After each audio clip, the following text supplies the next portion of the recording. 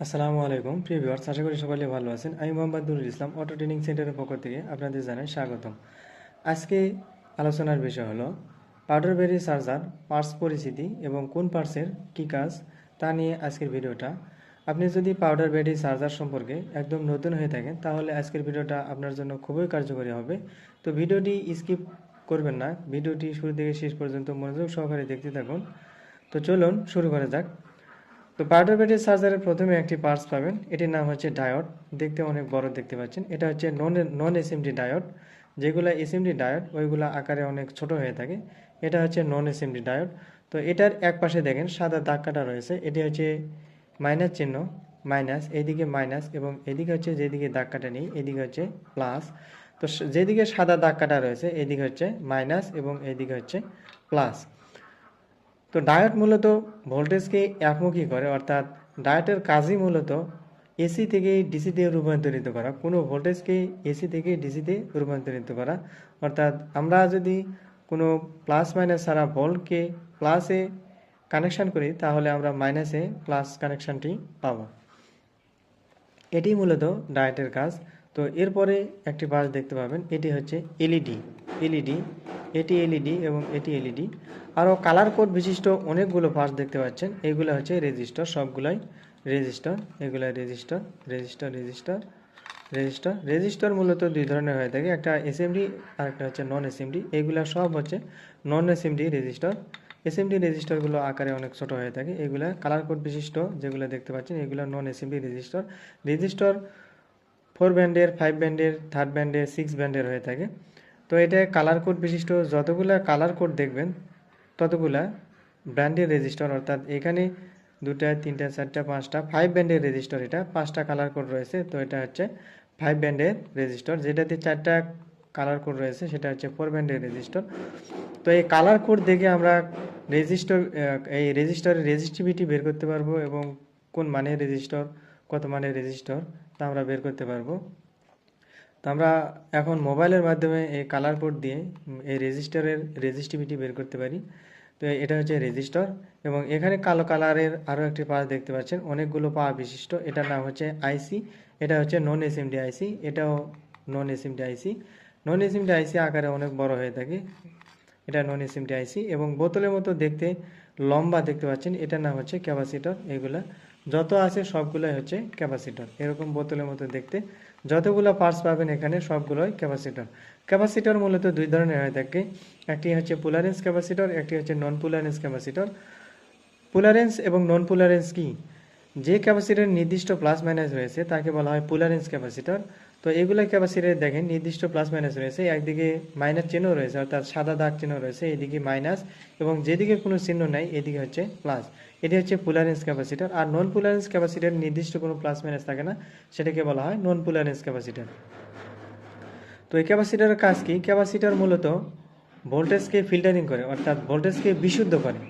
আমরা যেমন পানি ফিল্টারিং করার মাধ্যমে পানিকে বিশুদ্ধ করে থাকি, ঠিক ক্যাপাসিটর ভোল্টেজকে ফিল্টারিং করার মাধ্যমে বিশুদ্ধ করে থাকে। এটি হচ্ছে ক্যাপাসিটরের কাজ। আর রেজিস্টরের কাজটা বলা হয়নি। রেজিস্টরের কাজ হচ্ছে আপনার ভোল্টেজকে নির্দিষ্ট পরিমাণে কমানো, অর্থাৎ আপনার ভোল্টেজকে নির্দিষ্ট পরিমাণে কমাবে। রেজিস্টরের রেজিস্টার মূলত দুই ধরনের হয়ে থাকে, একটা হচ্ছে ফিক্সড রেজিস্টার আর একটা হচ্ছে ভেরিয়েবল রেজিস্টার। রেজিস্টার এটা হচ্ছে ফিক্সড মানে রেজিস্টার, ফিক্সড, এর ভোল্টেজ কমানো বা বাড়ানো যাবে না। আর যেটা ভেরিয়েবল রেজিস্টার সেগুলোর ভোল্টেজ কমানো বাড়ানো যায়। অর্থাৎ আমরা ফ্যানের যে রেগুলেটর হিসেবে ব্যবহার করে থাকি, সিলিং ফ্যান বা আমাদের টেবিল ফ্যানে যে ব্যবহার করে থাকি রেগুলেটর, এটাকেও বলা হয় একটা রেজিস্টার। তো ওইগুলার মান কমানো বা বাড়ানো যায়, ওগুলাকে বলা হয় ভেরিয়েবল আর এগুলাকে বলা হয় ফিক্সড রেজিস্টার, এর কোনো মান কমানো বা বাড়ানো যায় না। তো এই হচ্ছে রেজিস্টার, এই হচ্ছে ক্যাপাসিটর।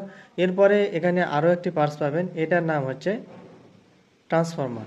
এটার নাম ট্রান্সফরমার। ট্রান্সফরমার ব্যবহার করা হয় হাই ভোল্টেজকে লো ভোল্টেজে রূপান্তরিত করার জন্য, অর্থাৎ ভোল্টেজকে হাই ভোল্টেজকে লো ভোল্টেজ করার জন্য, ভোল্টেজকে কমানোর জন্য এই ট্রান্সফরমার ব্যবহার করা হয়ে থাকে। তো এখানে আরও একটি পার্টস পাবেন, এই যে 4 পা বিশিষ্ট যে পার্টসটি দেখতে পাচ্ছেন এই পার্টসটির নাম হচ্ছে অক্টো কাপলার। এটি মূলত সুইচিংয়ের কাজে ব্যবহার করা হয়ে থাকে। এখানে কালো কালার বিশিষ্ট দেখতে লম্বা 3 পা বিশিষ্ট দুটি পার্টস পাবেন এখানে। এই দুটি পার্টসের নামই হচ্ছে ট্রানজিস্টর। এটি হচ্ছে মূলত নন এসএমডি ট্রানজিস্টর অর্থাৎ নন এসএমডি ট্রানজিস্টর, এই দুটা। এসএমডি ট্রানজিস্টরগুলো অনেক ছোটো মানের হয়ে থাকে, এটার কাজও মূলত সুইচিং করা।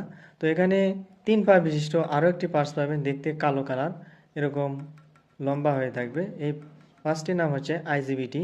আইজিবিটি অনেক মানের হয়ে থাকে, 20 এনসাইড, 15 এনসাইড, 18 এনসাইড।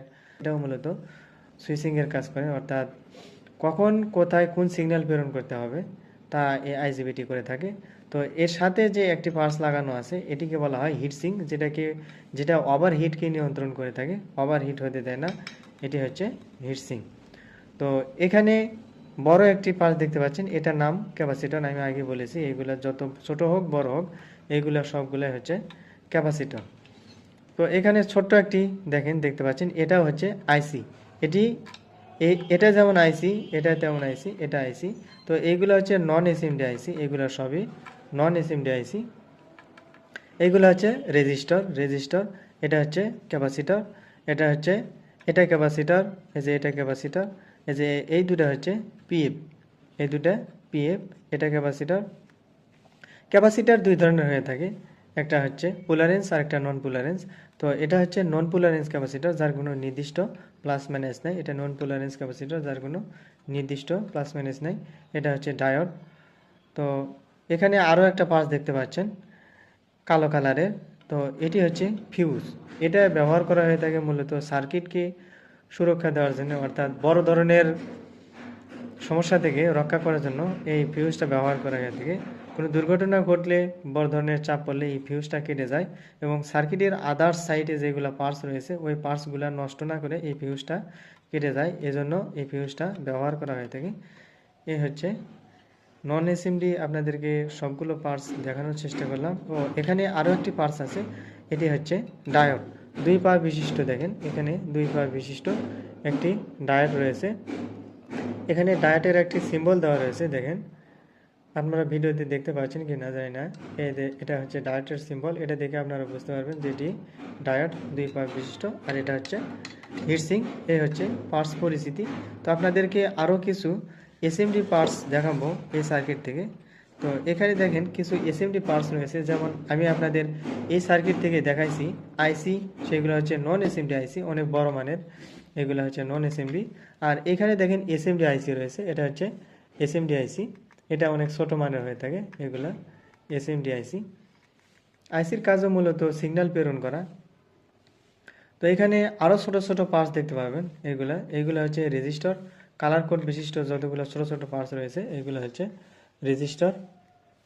তো দেখেন এই যে 204, 304, 404, 104, এগুলা যত কালার কোড বিশিষ্ট রয়েছে এগুলো হচ্ছে রেজিস্টর, এগুলা এসএমডি রেজিস্টর, এগুলা এসএমডি রেজিস্টর। তো এখানে আরও একটি পার্টস পাবেন বাদামি কালার দেখতে, দেখেন বাদামি কালার যে পার্টসটি রয়েছে, এই যে এই পার্টসটি বাদামি কালার দেখতে, এটির নাম হচ্ছে ক্যাপাসিটর। তো এটা হচ্ছে এসএমডি ক্যাপাসিটর, এসএমডি ক্যাপাসিটর, এটা হচ্ছে এসএমডি নন পোলারেন্স ক্যাপাসিটর, মানে এটার কোনো নির্দিষ্ট প্লাস মাইনাস নেই, দেখতে আকারে ছোট, এজন্য এটাকে বলা হয় এসএমডি নন পোলারেন্স ক্যাপাসিটর। তো এই হচ্ছে পাউডার বেরি চার্জার পার্টস পরিস্থিতি এবং কোন পার্টসের কী কাজ আপনাদেরকে দেখানোর চেষ্টা করলাম। আপনার ভিডিওটি কেমন লেগেছে তা অবশ্য কমেন্টের মাধ্যমে জানাবেন। ভিডিওটি ভালো লাগলে লাইক কমেন্ট শেয়ার করতে ভুলবেন না, এবং আপনারা যারা অটো ডিপার্টমেন্টের মোটর কন্ট্রোলার, চার্জার, গাড়ি ওয়ারিং কাজ শিখতে চাচ্ছেন তারা আমাদের স্ক্রিনে থাকা নাম্বারে কল করে সরাসরি আমাদের সঙ্গে কথা বলতে পারেন। আমাদের ট্রেনিং সেন্টারের ঠিকানা বগুড়া জেলা। আজকের ভিডিও এ পর্যন্তই, ভালো থাকবেন, সুস্থ থাকবেন, আসসালামু আলাইকুম।